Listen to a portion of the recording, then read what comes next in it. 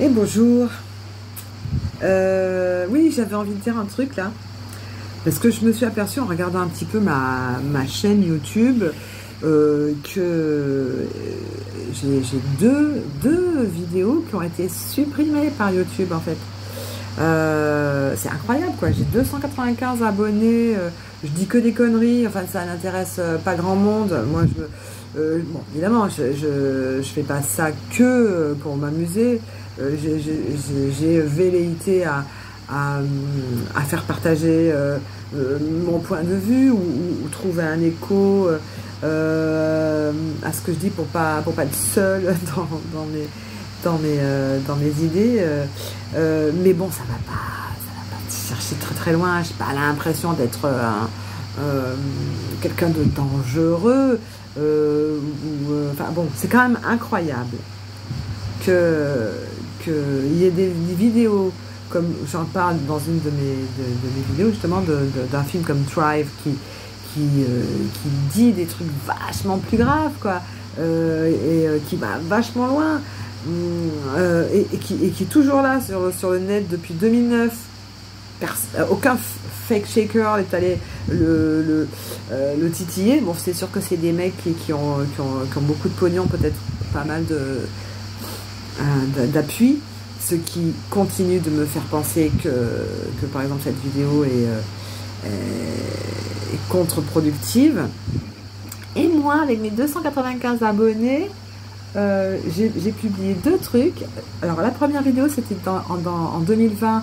Je parlais du test salivaire au sujet du Covid, là, c'est vraiment là que j'ai commencé à faire un peu des vidéos. J'étais un peu énervée de ce qui se passait.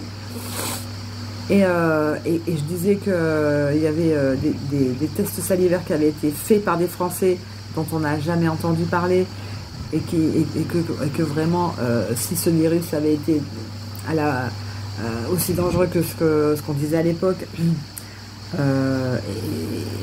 pourquoi juste en mettant un peu de salive sur un test là dans un coton-tige, on ne serait pas apte à trouver si on était positif ou négatif, et bien, enfin, bref, ça a été supprimé. Et une autre vidéo, ça va m'inciter à en refaire une, plus, peut-être en partant moins sur des comment la dire,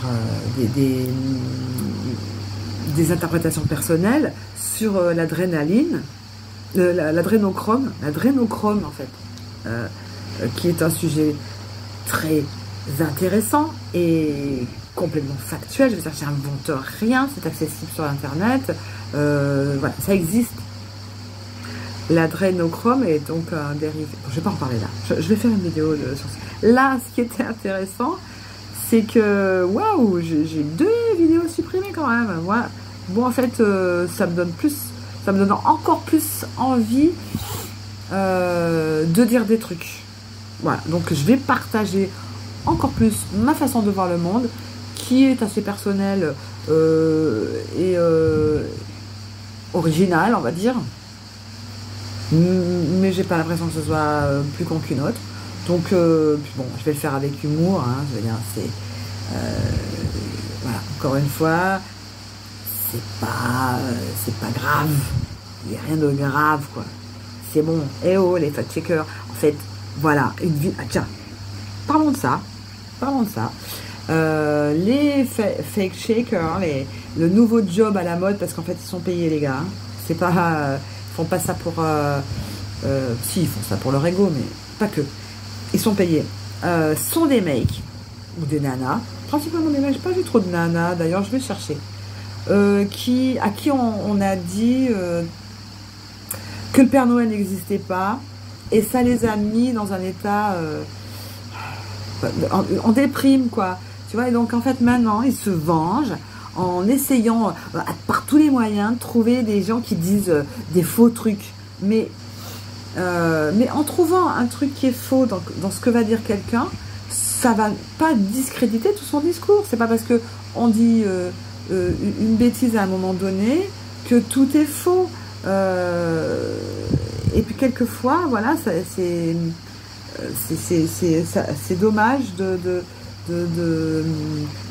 de faire annuler toute une vidéo parce qu'il y a une petite chose qui n'est pas vraiment vérifiable. Et laissons planer le doute et laissons laissons un peu de fantaisie dans ce monde, en fait. La fantaisie, quoi. La fantaisie. Ah, soyons pas graves. Il n'y a rien de grave. Tout est joyeux et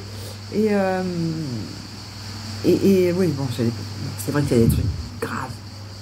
C'est des sujets graves pour certaines personnes. Mais si on les voit, de ma façon de voir les choses, nous sommes ici, à un moment présent, pour vivre des expériences. Et c'est l'interprétation qu'on en fait qui est importante. Donc, si vous avez envie que les choses soient graves, eh ben, elles le seront. Mais laissez-moi, à moi, l'opportunité de ne pas les trouver graves. Je suis là de passage. J'allais dire, j'ai pas demandé d'être ici. Si, j'ai choisi d'être là, sans doute, quelque part. Mais je fais mon petit bonhomme de chemin. Selon moi, je vais partir comme je suis venue, en emportant avec moi ma façon d'avoir interprété les actions, les actes que j'ai pu poser. Et que je parte demain ou dans 100 ans. Peut-être pas dans 100 ans. Ça ferait 156 ans. Bon, allez, moi je dois vivre 120 ans. Ça va, 120 ans c'est honnête, c'est correct. Et normalement, il paraît-il, j'ai vu une vidéo, je sais pas si j'arriverai à la retrouver, d'un mec qui disait toute mort avant 120 ans est une mort prématurée. Bah, c'est exactement ce que je pense en fait. Nous sommes, notre organisme est conçu pour vivre voilà, plus d'une centaine d'années. On n'y arrive pas tous, hein, parce que souvent c'est là-dedans que ça se passe. C'est là-dedans. On peut transmuter pas mal de choses qui nous arrivent en quelque chose de merveilleux. Même la nourriture, j'en ai parlé sur une certaine vidéo. Donc voilà quoi. Bon, et oh, rien de grave.